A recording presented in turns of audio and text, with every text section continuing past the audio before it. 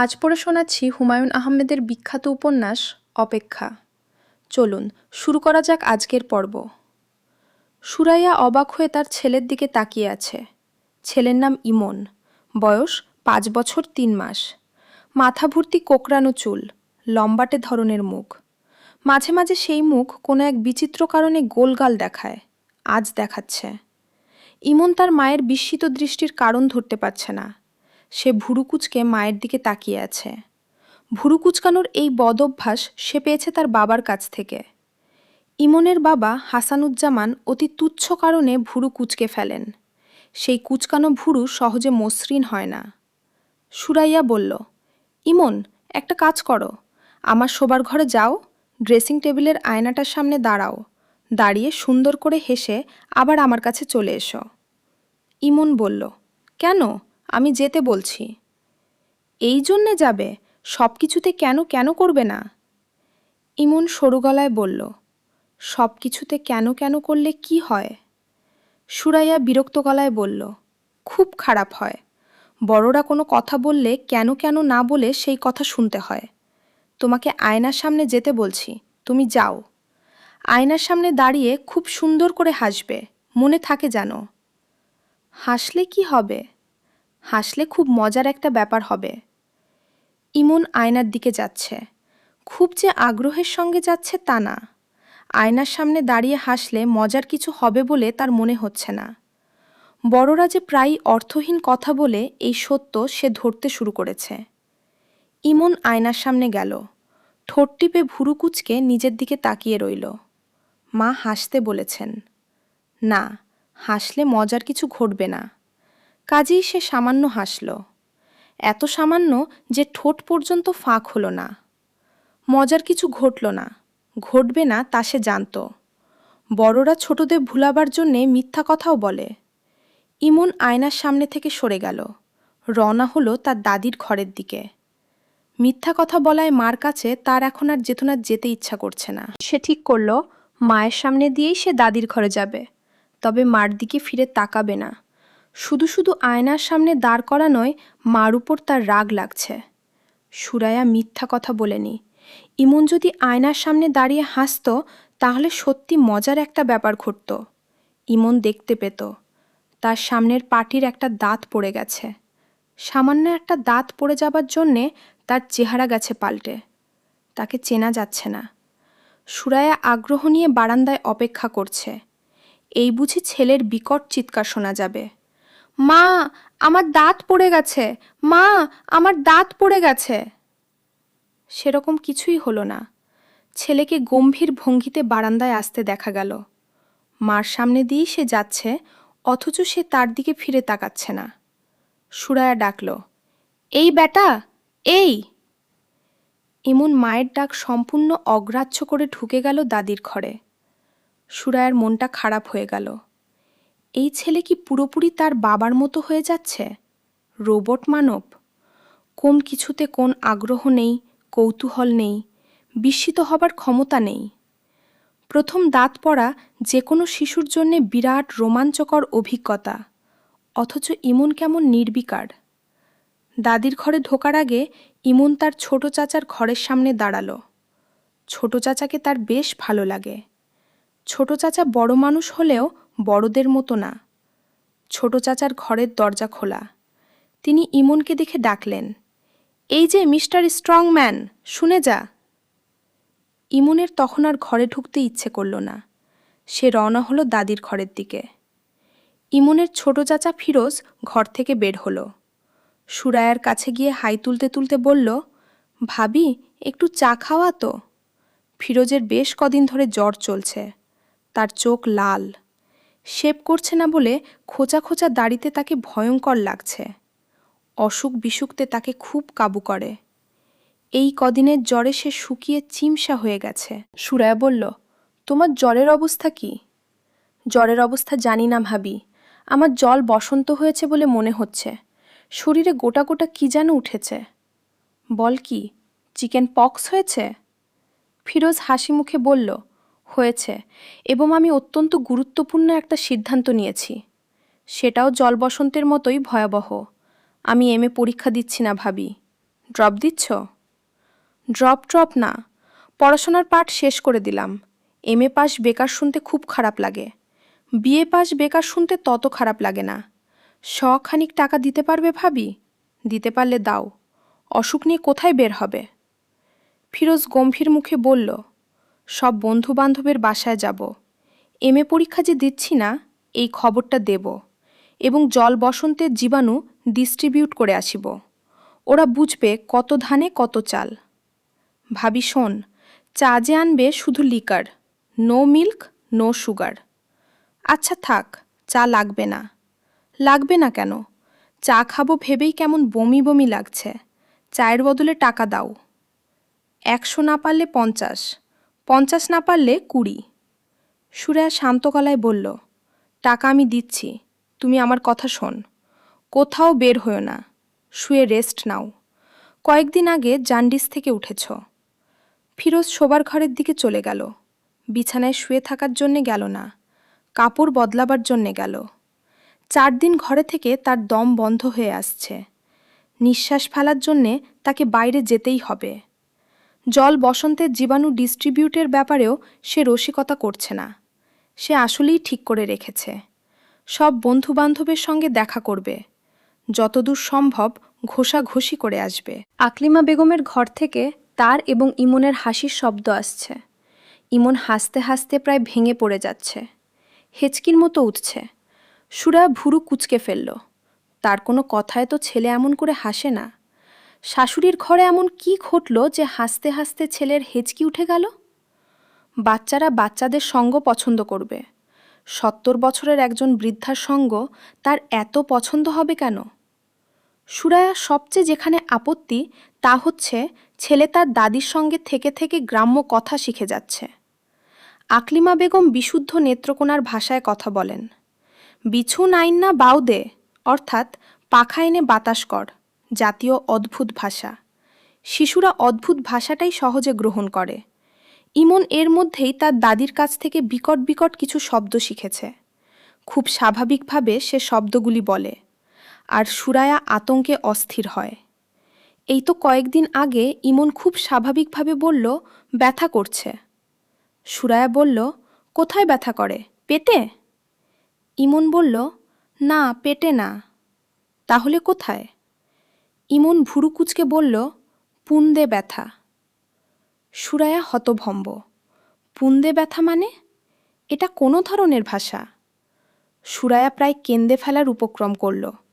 এই ছেলে কি সব ভাষা শিখছে? ইমন সরু চোখ করে মার দিকে তাকিয়ে আছে। তার কোথাও কোনো ব্যথা নেই। সে একটা নতুন শব্দ শিখেছে। মার উপর সে এই শব্দের প্রভাব লক্ষ্য করছে। বুঝতে পারছে প্রভাব ভয়াবহ। কাজেই এই শব্দ তাকে আরও ব্যবহার করতে হবে। সুরায়া শাশুড়িকে এই সব নিয়ে কিছু বলতে পারছে না। তিনি যদি স্থায়ীভাবে তাদের সঙ্গে থাকতেন, তাহলে সুরায়া অবশ্যই বলতো। তিনি প্রতি বছর মাসখানিকের জন্যে ছেলের কাছে থাকতে আসেন। সম্মানিত একজন অতিথিকে নিশ্চয়ই মুখের উপর বলা যায় না, আপনি আমার ছেলেকে আজে বাজে ভাষা শেখাবেন না। তিনি যখন পান খেয়ে মেঝেতেই পিক ফেলেন, তখন তাকে বলা যাবে, মা আপনি পানের পিক মেঝেতে না ফেলে বেসিনে ফেলবেন। তার শাশুড়ির যে ব্যাপারটা সুরায়ার অসহ্য লাগে, তা হচ্ছে তিনি শাড়ির নিচে ব্লাউজ ট্রাউজ কিছুই পরেন না। তার নাকি দম বন্ধ লাগে। সুরায়া লক্ষ্য করেছে, ইমন কৌতূহলী চোখে তার দাদুর আব্দুল গায়ের দিকে তাকিয়ে থাকে। এই বয়সের বাচ্চাদের কৌতূহল থাকে তীব্র। ইমন যে তার দাদুর ঘরে যাবার জন্য এত ব্যস্ত, এটাও তার একটা কারণ হতে পারে। এখন বাজছে 11টা। ফিরোজ জ্বর নিয়েই বের হয়ে গেছে। মনে হচ্ছে সে তার এমএ পরীক্ষা সত্যি দেবে না। ফিরোজের এই একটা ব্যাপার আছে, হাসি তামাশা করেও যা বলে তাই। সুরায়া গম্ভীর মুখে বারান্দায় দাঁড়িয়ে আছে। তার হাতে ক্রিমের একটা কৌটা, কোটায় ইমনের দাঁত। দাঁতটা সুরায়া সকালবেলায় বিছানা ঠিক করতে গিয়ে পেয়েছে এবং অতি মূল্যবান বস্তুর মতো কোটায় ভরে রেখেছে। ইমন নিশ্চয়ই দাঁতটা পেয়ে খুব খুশি হবে। একটা বস্তু নিজের শরীরের অংশ ছিল, এখন নেই। ব্যাপারটার মধ্যে বিরাট নাটকীয়তা আছে। ইমন তার দাদির ঘর থেকে বের হচ্ছে না। আকলিমা বেগম ডাকলেন, বৌমা, হুই না, যাও। সুরায়া তার শাশুড়ির দরজার সামনে দাঁড়ালো। তার মনটাই খারাপ হয়ে গেল। কি বিশ্রী ব্যাপার! আকলিমা বেগমের শরীরের উপরের অংশে আজ কোনো কাপড় নেই। শাড়ির উপরের অংশটা তিনি কোমরে প্যাচ দিয়ে পরে আছেন। আকলিমা বেগম হাসি মুখে বললেন, কারবার দেখছ? ইমাইনার দাঁত পড়ছে। সুরায়ার গা কাটা দিয়ে উঠল। ইমাইনা, ইমাইনা আবার কি? তাতার ইমন কি কাজের ছেলে যে তাকে ইমাইনা ডাকতে হবে? বান্দরডারে কি সুন্দর লাগিতাছে দেখো। বান্দর আবার ফোকলা দিতে হাসে। ও বান্দর, তুই হাস কেন? ইমাইনা বান্দর হাসে, ভ্যাকভ্যাকায়া হাসে। ইমন কি হাসবে? আকলিমা বেগম হেসে হেসে কুটি কুটি হচ্ছেন। তিনি পা লম্বা করে মেঝেতে হেলান দিয়ে বসেছেন। ইমন বসে আছে তার ছড়ানো পায়ের উপর। তিনি মাঝে মাঝে পা নাড়ছেন। ইমনের আনন্দ তাতেই উথলে উঠছে। আকলিমা বেগম হাসি মুখে ছড়া কাটলেন। দাঁত পরা কুলি পরা, মদ্দিখানে খাল, বুড়ি বেটি হাইগা থুইছে 22 হাত লম্বা নাল। এবার হাসার পালা ইমনের। এমন মজার ছড়া মনে হয় সে তার ইহজীবনে শুনেনি। সুরায়া কঠিন গলায় বলল, ইমন আসতো? আকলিমা বেগম বললেন, থাউক না, খেলতাছে খেলুক, তুমি তোমার কাম কর। ও ইমাইন না দাঁতের ফাঁক দিয়া ছেপ ফেল দেখি। ইমন দাঁতের ফাঁক দিয়ে পিচ করে থুথু ফেলল। সেই থুথু পড়ল তার দাদির গায়ে। তিনি হেসে কুটি কুটি হচ্ছেন। তার নাতিও হেসে ভেঙে পড়ছে। আনন্দের আজ যেন বান ডেকেছে। সুরায়া তাকালো ছেলের দিকে। ছেলে চোখ বড় বড় করে মাকে দেখছে। সুরায়ের বুকের ভেতর হঠাৎ মোচড় দিয়ে উঠল। আহারে, ছেলেটাকে কি সুন্দর লাগছে! সত্যি সত্যি কাঁচা হলুদ গায়ের রং। সুরায়া নিজে এত ফর্সা না, তার বাবাও না। ছেলে এমন গায়ের রং পেল কোথায়? দাঁত পড়ায় ছেলের চেহারা আজ আরও সুন্দর হয়ে গেছে। দাঁত পড়া ছেলেটার অদ্ভুত মুখটায় ক্রমাগত চুমু খেতে ইচ্ছা করছে। শাশুড়ির পায়ের উপর থেকে ছেলেটাকে জোর করে ধরে নিয়ে এলে কেমন হয়? খুব ভালো হয়, কিন্তু সম্ভব না। সুরায়া চলে এলো। তার ইচ্ছা করছে ইমনের বাবার অফিসে একটা টেলিফোন করতে। টেলিফোন করাও সমস্যা, তাদের টেলিফোন নেই। বাড়িওয়ালার বাসা থেকে টেলিফোন করতে হয়। বাড়িওয়ালা বাসায় থাকলে কিছু বলেন না, কিন্তু তিনি বাসায় না থাকলে তার স্ত্রী খুব বকাভাবে কিছু কথা শুনিয়ে দেয়। তাছাড়া কারণে অকারণে টেলিফোন করা ইমনের বাবা পছন্দ করে না। হাসানুজ্জামান অনেকবার বলেছে, এক্সট্রিম ইমার্জেন্সি ছাড়া টেলিফোন করবে না। আমার টেবিলে টেলিফোন থাকে না, বড় সাহেবের টেবিলে টেলিফোন। উনার সামনে এসে কথা বলতে হয়। উনি মুখের দিকে তাকিয়ে থাকেন। খুব অস্বস্তি লাগে। টেলিফোনে ইমনের বাবার সঙ্গে কথা বলতে সুরিয়ার খুব ভালো লাগে। তার গলাটা টেলিফোনে সম্পূর্ণ অন্যরকম শোনা যায়। খুব আন্তরিক লাগে। মনে হয় গম্ভীর ধরনের একজন মানুষ মায়া মায়া গলায় কথা বলছে। সুরিয়ার একটা ছেলে মানুষই স্বপ্ন হচ্ছে কোনো একদিন তাদের টেলিফোন আসবে এবং সে তখন রোজ 1 ঘন্টা করে ইমনের বাবার সঙ্গে কথা বলবে। মানুষটা বিরক্ত হোক বা রাগ হোক, কিছুই যায় আসে না, সে কথা বলবেই। ছেলের দাঁত পড়ে যাওয়া নিশ্চয়ই কোনো এক্সট্রিম ইমার্জেন্সি না। টেলিফোনে এই খবর দিলে ইমনের বাবার রেগে যাবার সম্ভাবনা। তবে রাগটা সে প্রকাশ করবে না। যত রাগই হোক, মায়া মায়া করে কথা বলবে। ফিরোজের জল বসন্ত, এটাও দেবার মতো খবর। সে এমএ পরীক্ষা দেবে না, এটাও বলা যেতে পারে। অনেক কিছুই তো আছে বলার মতো। অবশ্য আরেকটা অত্যন্ত গুরুত্বপূর্ণ খবর আছে। সেই খবরটা টেলিফোনে দেয়া যাবে না। সব খবর কি আর টেলিফোনে দেয়া যায়? সুরিয়া টেলিফোন করা ঠিক করল। ভারী এবং রাগী গলার এক ভদ্রলোক টেলিফোন ধরলেন। কাকে চাই? এমনভাবে বললেন যেন কাউকে চাওয়াটা শাস্তিযোগ্য অপরাধ। সুরিয়া হক চাকিয়ে গিয়ে বোকার মতো বলল, দয়া করে ইমনের বাবাকে দিন। ইমনের বাবার নামটা জানতে পারি? সুরিয়া লজ্জিত গলায় নাম বলল। ভদ্রলোক বললেন, আপনি ধরে থাকুন, লাইন ট্রান্সফার করে দিচ্ছি। তার প্রায় সঙ্গে সঙ্গে ইমনের বাবা মায়া মায়া গলায় বলল, কে সুরিয়া, কেমন আছো? সুরিয়ার এত ভালো লাগলো যে চোখে প্রায় পানি এসে গেল। সে বোকার মতো বলে বসল, এখনও আসছো না কেন? অফিস ছুটি হোক, তারপর আসব। শোন, ইমনের দাঁত পড়ে গেছে, উপরের পাটির দাঁত। তাকে যে কি অদ্ভুত দেখাচ্ছে। 6 বছরে দাঁত পড়ে, ওর 5 বছর 3 মাস। ও আচ্ছা, তোমার ভাইয়ের গায়ে গোটা গোটা কি যেন উঠেছে। ওর ধারণা জল বসন্ত। সে জল বসন্ত নিয়েই বাইরে গেছে। ও আচ্ছা, আমাকে বলছিল সে এমএ পরীক্ষা দেবে না। নিশ্চয়ই ঠাট্টা করেছে। আমার কাছে ঠাট্টা বলে মনে হয়নি। আচ্ছা শোন, এই যে হঠাৎ টেলিফোন করলাম, রাগ করানি তো? না, রাগ করব কেন? টেলিফোন করাটা তো কোনো ক্রাইম না। তোমার বড় সাহেব, উনি কি তোমার দিকে তাকিয়ে আছেন? উনি তাকিয়ে থাকবেন কেন? টেলিফোনও তো আমার টেবিলে, আমাকে টেলিফোন দিয়েছে। বলো কি, কবে দিয়েছে? গত সপ্তাহে। ডিরেক্ট লাইন না, পিবিএক্স লাইন। গত সপ্তাহে টেলিফোন দিয়েছে, তুমি আমাকে বলনি কেন? এটা কি বলার মতো কোনো ব্যাপার? অবশ্যই বলার মতো ব্যাপার। আশ্চর্য, তুমি এরকম কেন? আমাকে কিছুই বলো না। আচ্ছা শোন, তুমি আমাকে কার্ড ফোনের একটা কার্ড করিয়ে দিবে, আমি রোজ তোমাকে টেলিফোন করব। সুরায়া শুনল ইমনের বাবা হাসছে। আজ কিন্তু অনেকক্ষণ তোমার সঙ্গে কথা বলবো। তোমার কাজ থাকুক আর যাই থাকুক। সুরায়া আজ 4টার সময় আমাদের একটা মিটিং আছে। আমাকে সেই মিটিংয়ের ফাইল তৈরি করতে হবে 3টার মধ্যে। কাজেই তোমাকে টেলিফোন রাখতে হবে। সুরায়া দুঃখিত গলায় বলল, ও আচ্ছা।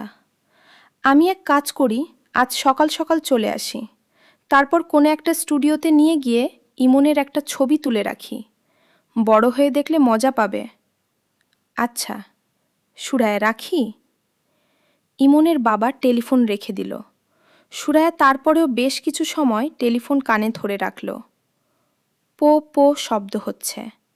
শব্দটা শুনতে এমন খারাপ লাগছে। আর কাউকে কি টেলিফোন করা যায়?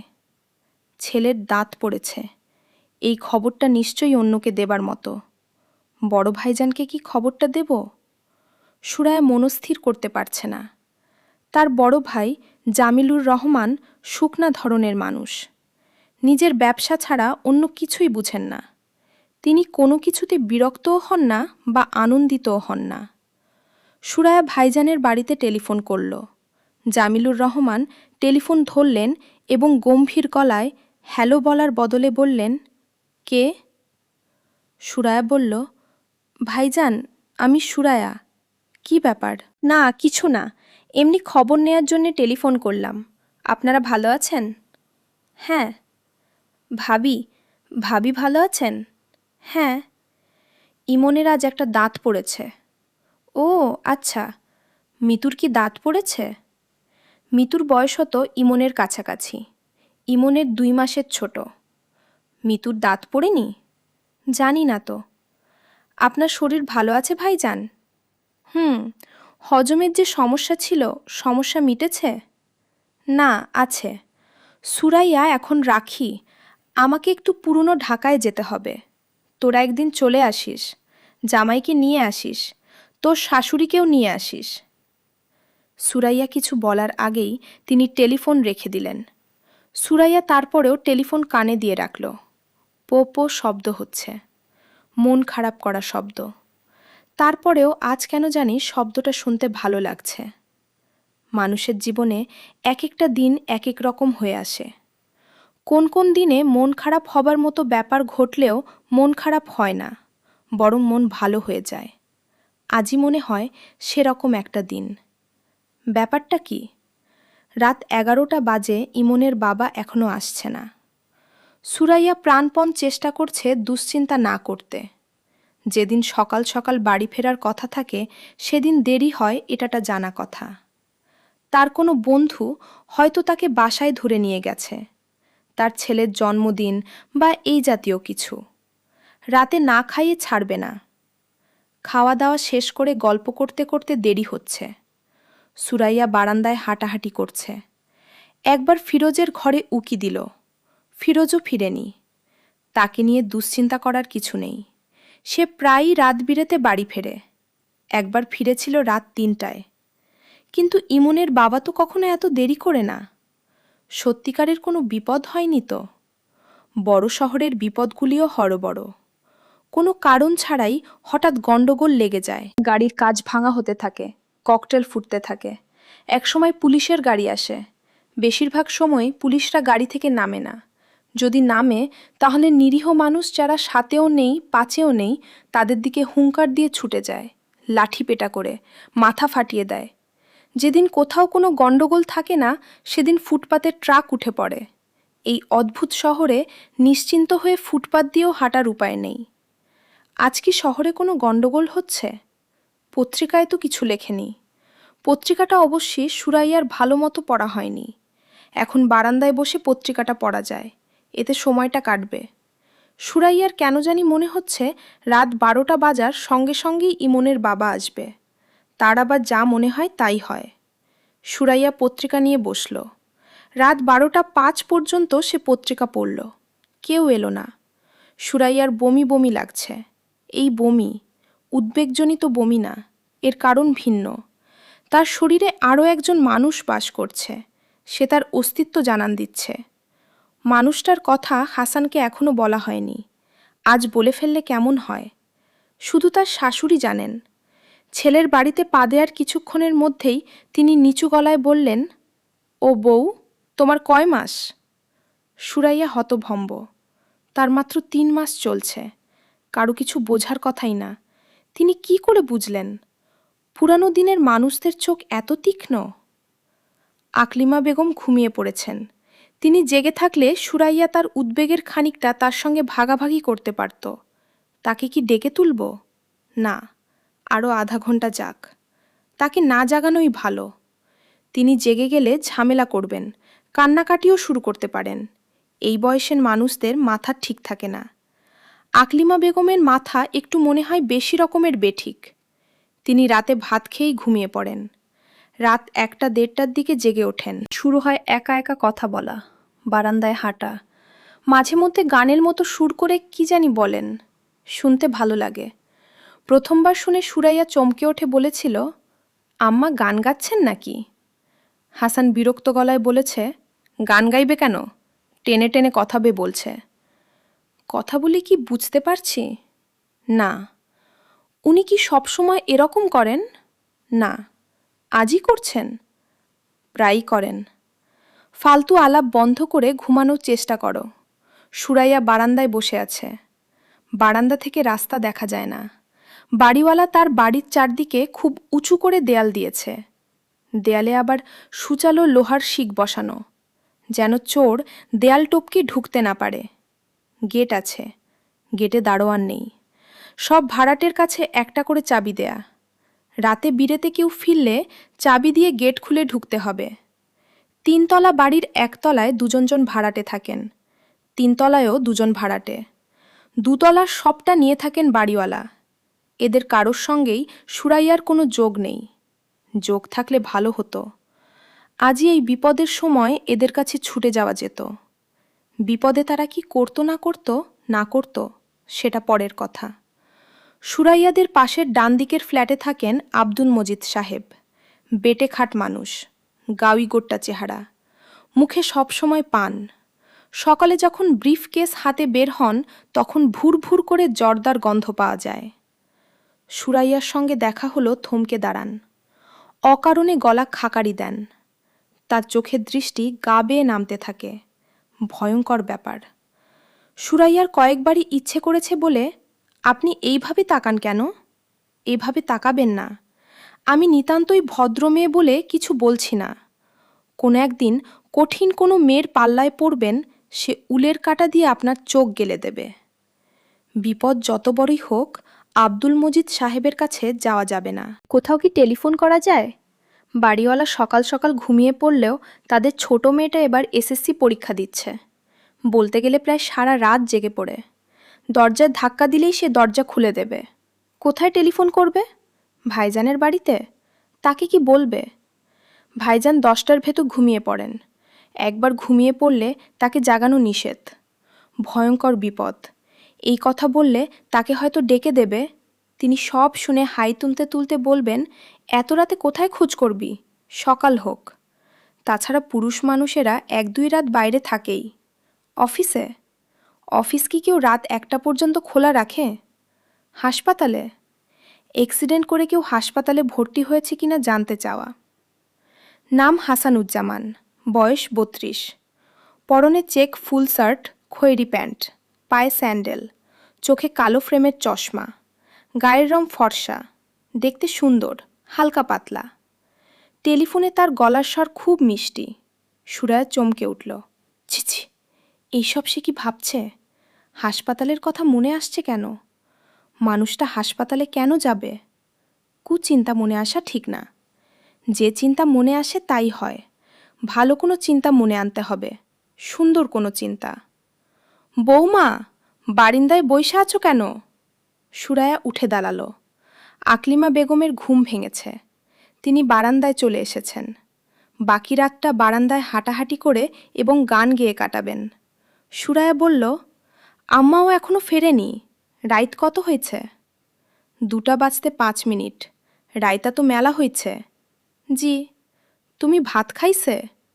জি। না। যাও, তুমি গিয়া ভাত খাও। চিন্তার কিছু নাই। পুরুষ মানুষ 2-1 রাত দেরি করেই। এইটা নিয়ে চিন্তার কিছু নাই।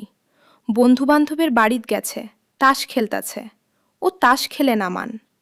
খেলে না বইলা যে কোনোদিন খেলব না এমন কোনো কথা নাই। বিলাই আর পুরুষ মানুষ, এই 2 জাতের কোনো বিশ্বাস নাই। 2টাই ছোকছুকানি জাত। যাও, ভাত খাইতে যাও, আমি বসতেছি। যাও কইলাম। সুরায়া রান্নাঘরের দিকে রওনা হলো। রান্নাঘরে না যাওয়া পর্যন্ত তার শাশুড়ি এই একটা বিষয় নিয়েই কথা বলতে থাকবেন, ভাত খাও, ভাত খাও। গ্রামের মানুষদের কাছে ভাত খাওয়াটা অত্যন্ত গুরুত্বপূর্ণ ব্যাপার। ইমনকে রাতে খাওয়ানোর সময় সুরায়ার প্রচণ্ড খিদে পেয়েছিল। খিদের যন্ত্রণায় নাড়ি পাক দিচ্ছিল। এখন একেবারেই খিদে নেই, বরং বমি বমি ভাব হচ্ছে। 1 গ্লাস লেবু শরবত বানানো যায়। ঘরে আর কিছু থাকুক না থাকুক, লেবু আছে। ইমনের বাবা লেবু ছাড়া ভাত খেতে পারে না, গরম ভাত ছাড়া খেতে পারে না। পাতে যখন ভাত দেয়া হবে তখন সেই ভাতে ফ্যান মাখা থাকতে হবে। ফ্যান ভাত থেকে ধোঁয়া উঠতে হবে। এমন গরম ভাত মানুষ কপি কপ করে কিভাবে খায় কে জানে। সুরায়া চুলা ধরালো। রাতের বেলা হাসান যখন বলে, ভাত বাড়, খিদে লেগেছে, তখনই সে চুলা ধরিয়ে আধাপুটি চাল দিয়ে দেয়। হাসানের হাত মুখ ধুয়ে টেবিলে খেতে আসতে আসতে চাল ফুটে যায়। আজকের অবস্থা ভিন্ন। ভাত রাধা থাকুক, কিছু একটা নিয়ে ব্যস্ত থাকা।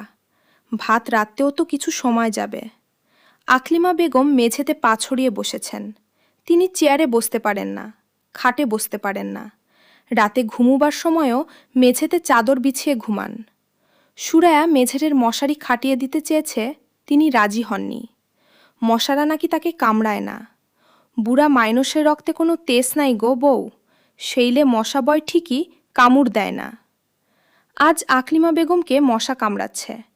তিনি এর মধ্যে কয়েকটা মশা মেরে ফেলেছেন। মৃত মশাগুলি জড়ো করছেন, যেন এরা মহামূল্যবান কোনো প্রাণী, এদের মৃতদেহগুলির প্রয়োজন আছে। আকলিমা বেগমের বুক ধড়ফড় করছে। এত রাত হয়ে গেল, ছেলে বাসায় ফিরছে না কেন? এই বয়সে সবচেয়ে খারাপটাই আগে মনে হয়। ভয়ঙ্কর কিছু ঘটে গেছে কি? আজকের রাতটা কি ভয়ঙ্কর কোনো রাত? তার 70 বছরের জীবনে অনেক ভয়ঙ্কর রাত এসেছে এবং চালেও গেছে। হাসানের বাবার মৃত্যুর কথাই ধরা যাক।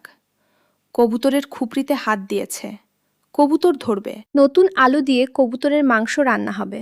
হাত দিয়ে হাত টেনে নীলরাঙা বউ ইঁদুরে কামড় দিছে। কবুতরের বাসাত ইঁদুর না, ইঁদুর না, সাপ, বিরাট এক সাপ। তাদের চোখের সামনেই কবুতরের খোপ থেকে বের হয়ে এলো। দুজনই হতভম্ব। আকলিমা বেগম দিশা হারালেন না। সঙ্গে সঙ্গেই পাটের কোষটা দিয়ে হাত বাঁধলেন। ওঝা আনতে লোক পাঠালেন। কালা গরুর দুধে হাত ডুবিয়ে রাখলেন। সাদা বর্ণের দুধ যদি কালচে হয়ে যায় তাহলে বুঝতে হবে জীবনের আশা নেই। দুধ কালচে হলো না। আকলিকা বেগম আশায় আশায় বুক বাঁধলেন। ওঝা এসে পড়ল দুপুরের মধ্যে। ঘণ্টাখানিক ঝাড়ফুঁকের পর বাঁধন খোলা হলো। মানুষটা শান্তির নিঃশ্বাস ফেলে বলল, হাত জুইলা যাইতেছিল, এখন ব্যথা কমছে। পানি খাবো বউ, পানি দাও। পানি আনা হলো। পানির গ্লাস হাতে নিয়ে মুখে দেবার আগেই লোকটা মারা গেল। এইসব কথা আকলিমা বেগম মনে করতে চান না, তবু মাঝে মধ্যেই মনে পড়ে। লোকটা পানি খেয়ে মরতে পারল না। ভরা গ্লাস হাতে নিয়ে ধড়ফড় করে মরে গেল, এই দুঃখ কম কি? জগতের কোনো দুঃখই কম না। ছোট দুঃখ, বড় দুঃখ, সব দুঃখই সমান। আজ তার জন্যে কি দুঃখ অপেক্ষা করছে কে জানে। মন শক্ত করে রাখতে হবে। বাচ্চা বউটার দিকে তাকিয়ে মন শক্ত করতে হবে। বাচ্চা মানুষ দুঃখ পেয়ে অভ্যাস নেই। বউটাকে ভুলিয়ে ভালিয়ে রাত পার করতে হবে। দিনের বেলা যে কোনো কষ্টই সহনীয় মনে হয়, রাতে ভিন্ন ব্যাপার। কিছু কিছু রাতকে এই জন্যে বলে কাল রাত, কাল দিন বলে কিছু নেই। এটাও একটা আশ্চর্য ব্যাপার। তিনি তার দীর্ঘ জীবনের অভিজ্ঞতায় দেখেছেন, নরম মেয়েগুলি কঠিন বিপদ সামাল দিতে পারে, শক্ত মেয়েগুলি পারে না, চিত হয়ে পড়ে যায়। এই শক্তের একটা গেরাইমা নাম আছে, চিত শক্ত। আম্মা, চা নেন। আকলিমা বেগম চায়ের কাপ হাতে নিলেন। শহরে এলে তার চা খাবার রোগে ধরে। বেটা এই ভয়ঙ্কর সময়েও চা বানিয়েছে, এটা ভালো লক্ষণ। মন শক্ত আছে, আসল বিপদ সামাল দিতে পারবে। বৌমা, বাজে কয়টা? 2:25। রাইত কাটতে বেশি দিরং নাই। তুমি ভাত খাইছ? হুম। তুমি ভাত খাও নাই, মিশা কথা বলছি। মুরব্বির সাথে মিশা কথা বলা ঠিক না। যাই হোক, চেয়ার টান দিয়ে আমার সামনে বো, তোমার লগে আলাপ আছে। সুরাইয়া চেয়ার টেনে বসল। কেন জানি তার হাত পা ঠান্ডা হয়ে আসছে। বৌমা, মন দিয়া শোন। আমি একটা গণা গুনছি।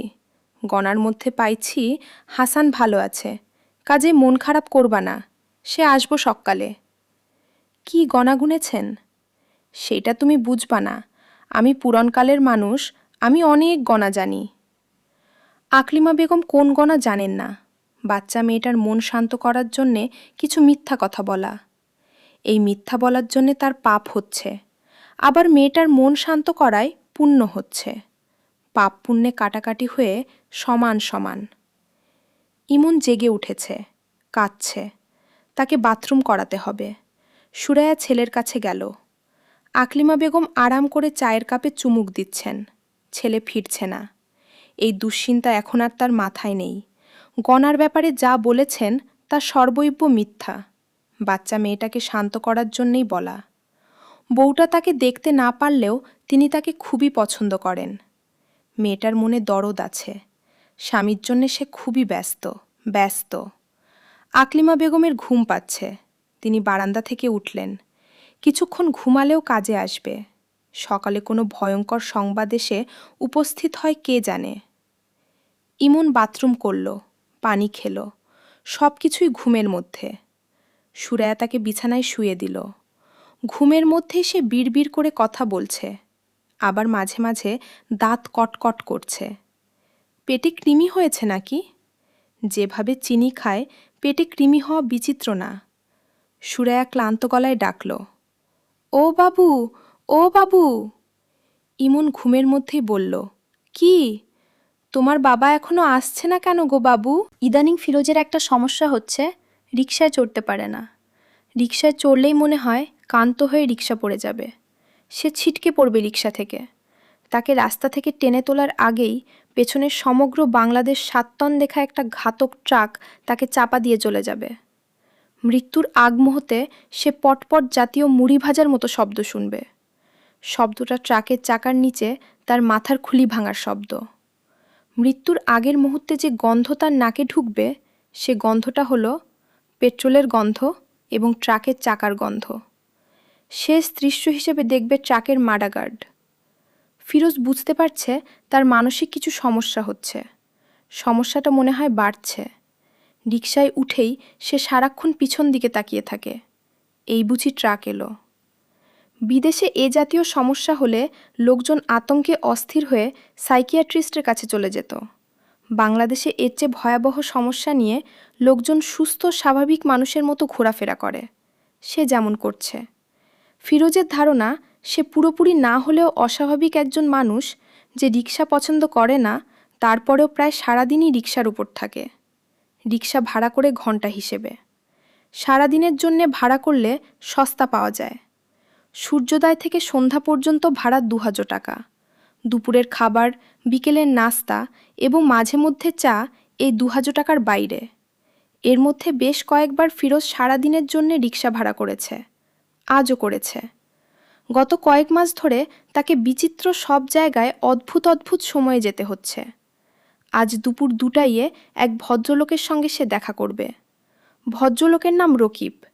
তিনি নাকি থিওজফিক্যাল সোসাইটির সদস্য, বিখ্যাত মিডিয়াম। হারানো মানুষ সম্পর্কে অনেক কিছু বলতে পারেন। অনেকের অনেক হারানো ছেলে পুলে সম্পর্কে নির্ভুল সংবাদ দিয়েছেন। ভদ্রলোক ফ্রড না, কারণ তিনি টাকা পয়সা নেন না। তবে ফ্রড না হলেও বিরক্তিকর মানুষ তো বটেই।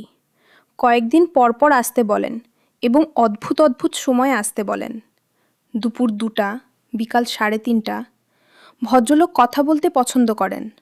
সব কথাবার্তাই পরকাল, মন্ত্রতন্ত্র, ভূতপ্রেত বিষয়ক। দুপুরবেলা ভূতপ্রেতের কথা শুনতে ভালো লাগে না। ফিরোজ গম্ভীর মুখে শুনে যায়। গরজটা তার। গত কয়েক মাসে ফিরোজের কিছু অভিজ্ঞতা হয়েছে। তার ধারণা এই অভিজ্ঞতা না হলেও কোনো ক্ষতি ছিল না। প্রথম অভিজ্ঞতা হলো মানুষের মূল্য খুবই সামান্য। 10,000 টাকা হারিয়ে গেলে 20 বছর পরেও সেই টাকার শোকে মানুষ কাতর হয়। মানুষ হারিয়ে গেলে 20 দিন পরেই আমরা মোটামুটিভাবে তাকে ভুলে যাবার চেষ্টা করি।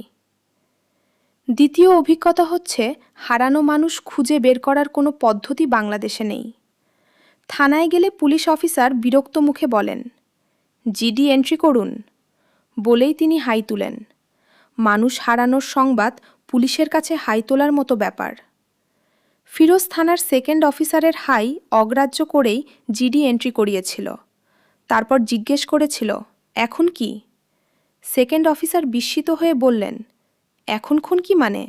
জিডি এন্ট্রি তো করানো হলো, এখন আপনারা কি করবেন? আমরা অ্যাকশান নেব। কি অ্যাকশান নেবেন? কি অ্যাকশান নেব সেটা তো আমাদের ব্যাপার, আপনার কিছু না। ফিরোজ অত্যন্ত বিনয়ের সঙ্গে বলল, আমি আসলে জানতে চাচ্ছি, নিখোঁজ মানুষের বিষয়ে আপনারা কি করেন? সব থানায় ইনফর্ম করা হয়। তারপর মানে? সব থানায় আপনারা জানালেন, তারপর থানাগুলি থেকে কি করা হয়? সেকেন্ড অফিসার বিরক্ত হয়ে বললেন, সত্যি কথা জানতে চান? কিছুই করা হয় না। কিছুই করা হয় না? কি করা হবে? আপনার কি ধারণা থানার স্টাফ হারিকেন জ্বলিয়ে আপনার ভাইকে খুঁজতে বের হবে? খুন, ধর্ষণ, ডাকাতি দেখেই এরা কুল পায় না মানুষ খুঁজে বেড়াবে কখন? রেকর্ডের জন্যে দেই। একটা রেকর্ড থাকলো। থানার রেকর্ডের গুরুত্ব অনেক বেশি। এই রেকর্ড থেকে অনেক গুরুত্বপূর্ণ জিনিস বের হয়ে আসে। এমনও তো হতে পারে যে আপনি আপনার ভাইকে খুন করে ডেড বডি গুম করে থানায় এসে জিডি এন্ট্রি করালেন, ভাই মিসিং। হতে পারে না? জি না, হতে পারে না। আপনার কাছে হতে পারে না, কিন্তু অনেকের কাছে হতে পারে। আমার চাকরি বেশি দিন হয়নি, এর মধ্যেই এ ধরনের কেস গোটা 10 দেখেছি। বলেন কি? খুব বেশি দুশ্চিন্তা করবেন না। অল্প বয়সী মেয়েটে হারিয়ে গেলে টেনশনের ব্যাপার থাকে। মেয়েরা ব্রেথেলে চলে যায়, বিদেশে চলে যায়। যৌনকামী হিসেবে বিদেশে বাংলাদেশি মেয়েদের সুনাম আছে। কি বলছেন এসব? শুনতে খারাপ লাগছে? সত্যি কথা শুনতে সবসময় চিরতার পানির মতো লাগে। চিরতার পানি খেয়েছেন? না খেলে খাবেন। রবীন্দ্রনাথ ঠাকুর খেতেন, শরীরের জন্যে ভালো। শরীরটা ভালো রাখুন, হেলথ ইজ ওয়েলথ। তাহলে আমি কি ধরে নেব? আপনারা আমার নিখোঁজ ভাই সম্পর্কে কিছু করবেন না? কিছুই ধরে নেবেন না। একটা ভালো উপদেশ দেই, শুনুন। ভাইয়ের ছবি দিয়ে পত্রিকায় বিজ্ঞাপন দিতে থাকুন। চালু পত্রিকাগুলিতে প্রতিদিন বিজ্ঞাপন দিন। খবরদার, কোন পুরস্কার ঘোষণা করবেন না। পুরস্কার ঘোষণা করেছেন কি মরেছেন, জীবন অতিষ্ঠ হয়ে যাবে। ভালো একটা উপদেশ ফি ছাড়া আপনাকে দিলাম। গত কয়েক মাসে ফিরোজের অন্যতম ও প্রধান কাজ হয়েছে উপদেশ শোনা এবং প্রতিটি উপদেশ মানার চেষ্টা করা। পত্রিকায় বিজ্ঞাপন দিয়েছে, শুরুতে প্রতিদিন, তারপর সপ্তাহে একদিন, তারপর একটি পত্রিকায় প্রতি 15 দিনে একবার। শুধু দেশি পত্রিকায় না, একজনের উপদেশ শুনে কলকাতার আনন্দবাজার এবং স্টেটসম্যানেও বিজ্ঞাপন দিয়েছে। আরেকজনের উপদেশ শুনে জাতিসংঘের মিসিং পারসন ব্যুরোতে $20 খরচ করে নাম এন্ট্রি করিয়েছে। এরা যুদ্ধ বিধ্বস্ত অঞ্চল এবং শরণার্থী মিসিং পারসনের তালিকা তৈরি করে। একজন ফিরোজকে বলল, পাসপোর্ট অফিসে খোঁজ নাও তোমার ভাই রিসেন্টলি কোনো পাসপোর্ট করিয়েছে কিনা। মানুষের ভেতরে অনেক জটিলতা থাকে, চট করে বোঝা যায় না। আমি একজনকে জানি, ফ্যামিলি ম্যান, স্ত্রী পুত্র কন্যার জন্যে অসীম মমতা। হঠাৎ সে মিসিং পারসন হয়ে গেল।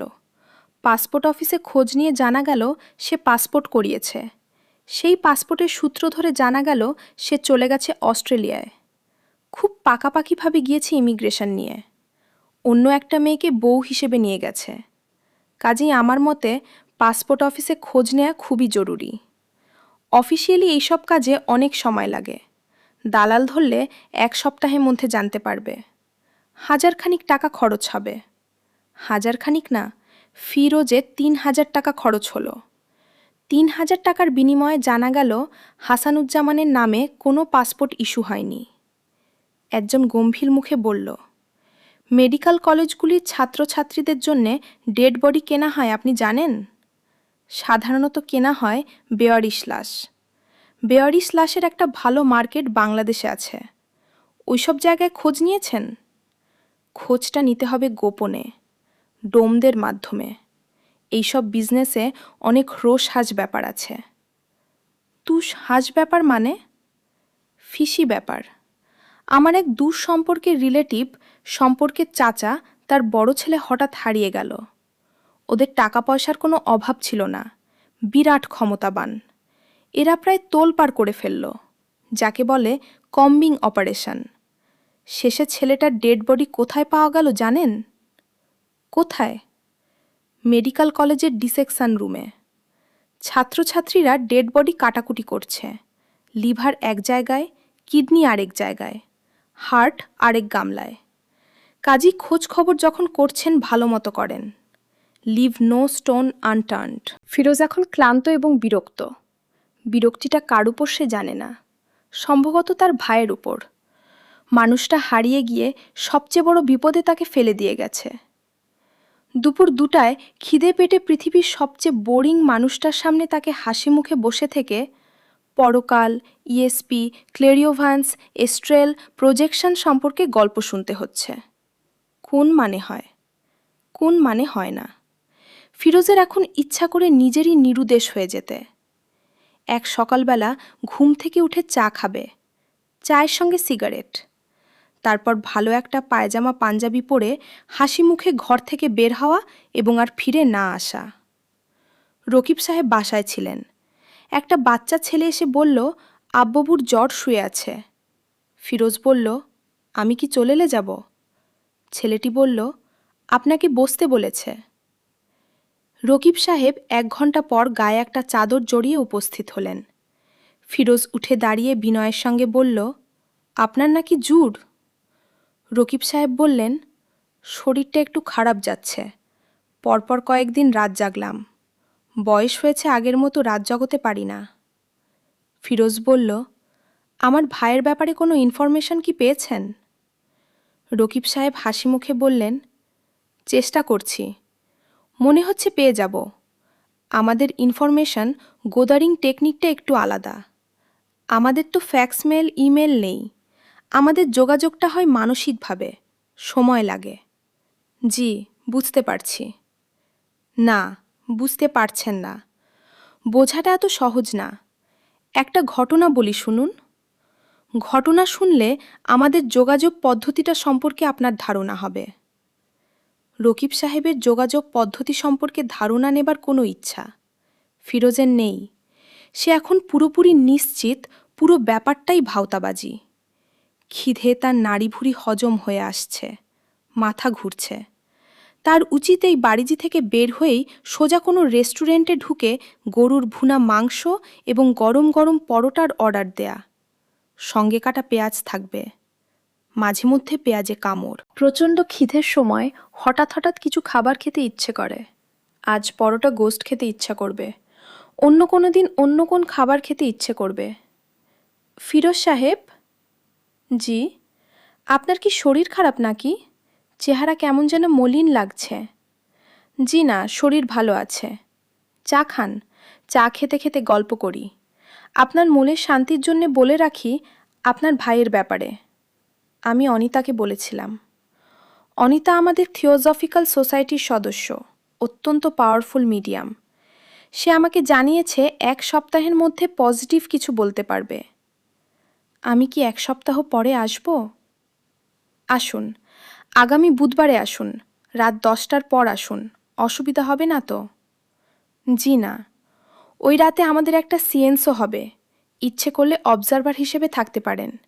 সোসাইটির বাইরের কারো থাকার অবশ্যই নিয়ম নেই, তবে আপনার ব্যাপারে আমি বলে টলে ব্যবস্থা করে রাখব।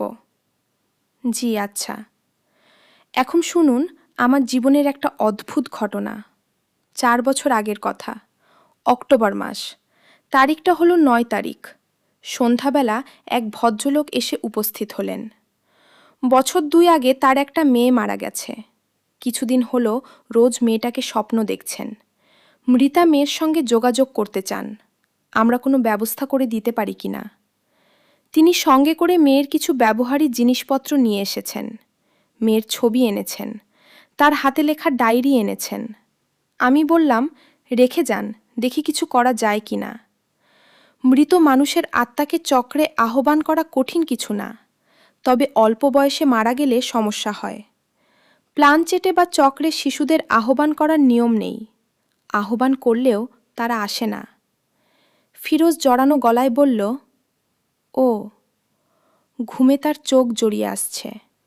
মনে হচ্ছে যে কোনো মুহূর্তে সোফায় সে এলিয়ে পড়বে এবং তার নাক ডাকতে শুরু করবে। ভদ্রলোক একটা ভয়ঙ্কর গল্প ফেঁদেছেন, এরও মধ্যে নাক ডাকানো ভয়াবহ ব্যাপার হবে। ঘুম কাটানোর কিছু পদ্ধতি সে ব্যবহার করছে, লাভ হচ্ছে না, উল্টা আরও ঘুম পাচ্ছে।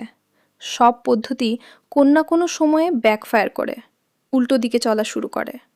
তার বেলায় এখন তাই হচ্ছে। ভয়ঙ্কর কোনো ঘটনার কথা ভাবলে ঘুম কেটে যায়। সে ভাবছে বাসায় পৌঁছেই দেখবে তার মা আকলিমা বেগম আঁকাবোকা অক্ষরে একটা চিঠি পাঠিয়েছেন। চিঠির প্রতিটি সংবাদই দুঃসংবাদ। বাবা ফিরোজ, তুমি জমি বিক্রি করিয়া টাকা পাঠাইতে বলিয়াছে। আমি যথাসাধ্য চেষ্টা করিতেছি। লোকজনের হাতে এখন টাকা নাই। জমি কিনিবার ব্যাপারে কাহারও আগ্রহ নাই। তুমি মহা বিপদে পড়িয়াছে, ইহা আমি জানি, কিন্তু কি করিব আমি নিরুপায়। ফিরোজ সাহেব? জি স্যার। আপনার জুটটির আসছে নাকি? চোখ লাল, বোধহয় জ্বর আসছে, আজই বড় মুঠি। গল্পের শেষটা শুনে যান। শেষটা না শুনলে মনের উপর চাপ থাকে। এই চাপ মানসিক শান্তির জন্যে ক্ষতিকর। তারপর কি হলো শুনুন। আমরা কয়েকটা সিয়েন্স করলাম এবং প্রতিবারই রিডিং পেলাম মেয়েটা জীবিত, মৃত নয়। বুঝতে পারছেন ব্যাপারটা? জি। আমার নিজের ধারণা হলো আমরা কিছু ভুল করছি। আত্মার অনেকগুলি স্টেট থাকে, নানান স্তরে তাদের বাস। পৃথিবীর কাছাকাছি যারা থাকে তাদের। ফিরোজ বাসায় পৌঁছল জ্বর নিয়ে। তার ঝোপে জ্বর এসেছে। জ্বর আসায় একটা সুবিধাও হয়েছে, পরোটা গোস্তের ব্যাপারটা মাথা থেকে চলে গেছে। এখন ইচ্ছা করছে কাঁথার ভেতর ঢুকে পড়তে। দরজা জানলা বন্ধ করে কাঁথার ভেতরে ঢুকে কুণ্ডুলি পাকিয়ে যাওয়া, মোটামুটি মাতৃগর্ভের মতো একটা পরিবেশ তৈরি করে জন্মের আগের অবস্থায় ফিরে যাওয়া। এই স্টেটেরও নিশ্চয় কোনো নাম আছে, থিওজফিস্ট রকিব সাহেব বলতে পারবেন। দরজা খুলে দিল ইমন। সে দরজা খোলা শিখেছে, চেয়ারের উপর দাঁড়িয়ে সিটিকিনি খুলতে পারে এবং এই কাজটা খুব আগ্রহের সঙ্গে করে। ফিরোজ বলল, খবর কি রে? ইমন বলল, মা তোমাকে ডাকে। ফিরোজ বিরক্ত মুখে বলল, মা আমাকে ডাকবে কি রে ব্যাটা? আমি তো এইমাত্র ঢুকলাম, ভাবি তো জানেই না আমি এসেছি। ইমন আবারও বলল, মা তোমাকে ডাকে। ইমনের মধ্যে রোবট টাইপ কিছু ব্যাপার আছে, মাথার ভেতর কিছু ঢুকে গেলে সেটাই বলতে থাকে। ফিরোজ বলল, যাচ্ছি, হাত মুখ ধুয়ে তারপর যাই। বুঝলি রে বেটা, শরীর ভালো না, থার্মোমিটার না দিয়েও বুঝতে পারছি 103 জ্বর। মা তোমাকে এখনই ডাকে।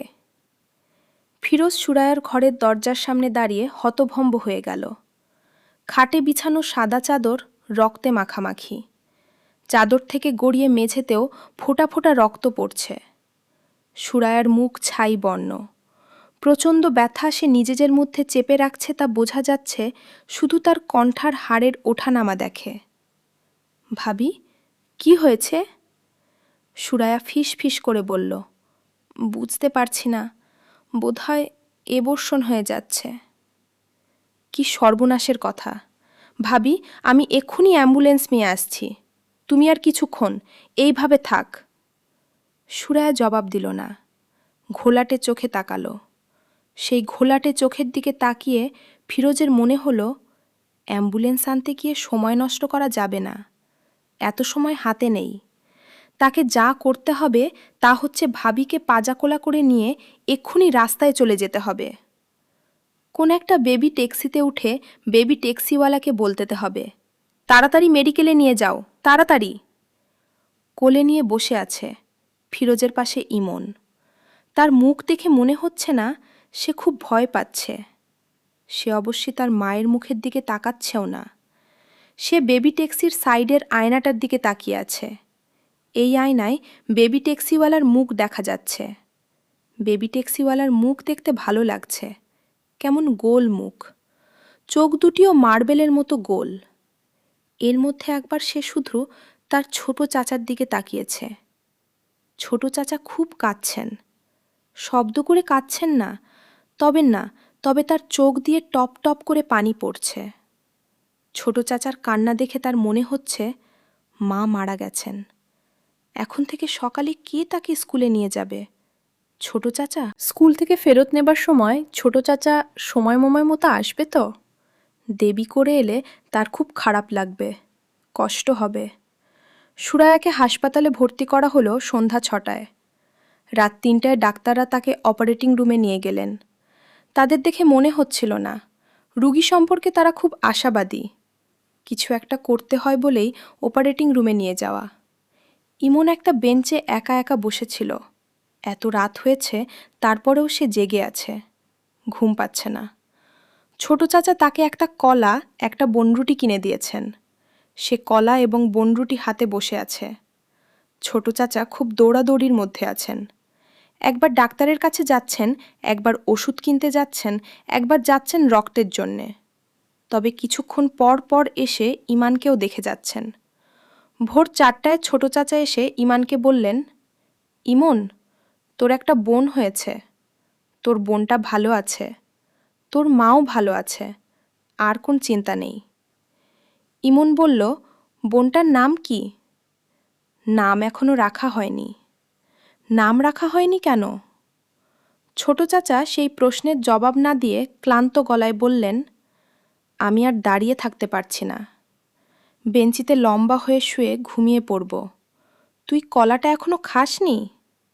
না, আমাকে খেয়ে ফেলি, খিদে চোখে অন্ধকার দেখছি। ফিরোজ কলা খেয়ে বেঞ্চিতে শুয়ে পড়ল এবং সঙ্গে সঙ্গে ঘুমিয়েও পড়ল। ইমন ছোট চাচার মাথার কাছে জেগে বসে রইল। তার মনে হচ্ছে জেগে থাকাটা খুব দরকার। বেঞ্চটার পাশে চওড়া কম, ছোট চাচা যে কোনো সময় গড়িয়ে পড়ে যেতে পারেন। পাহারা দেওয়ার জন্যে তাকে জেগে থাকতে হবে। তার একটা বোন হয়েছে, অথচ তার নাম রাখা হয়নি, এই চিন্তাটাও তাকে অভিভূত করছে। সবারই নাম আছে, শুধু তার বোনটার কোনো নাম নেই। যদি নাম রাখতে ভুলে যায়, যদি কোনোদিনই তার নাম না রাখা হয়, তাহলে কি হবে? মন খারাপ করে বেচারি ঘুরে বেড়াবে। কেউ তাকে খেলতে ডাকবে না। কি করে ডাকবে? মেয়েটার তো নামই নেই। চোখে এক ফোঁটা পানি আসেনি এখন এই ভোর রাতে বোনটার দুঃখে। তার চোখে পানি এসে গেল। সে যতবারই শার্টের হাতায় চোখ মুছে ততবারই চোখ পানিতে ভর্তি হয়ে যায়। তার একটা বোন হয়েছে, সেই বোনটার নাম নেই কেন? শেষ হলো আজকের পর্ব। পরবর্তী পর্বগুলো মিস না করতে চাইলে চ্যানেলটি সাবস্ক্রাইব করে রাখুন আর বেল আইকনটি প্রেস করে রাখুন।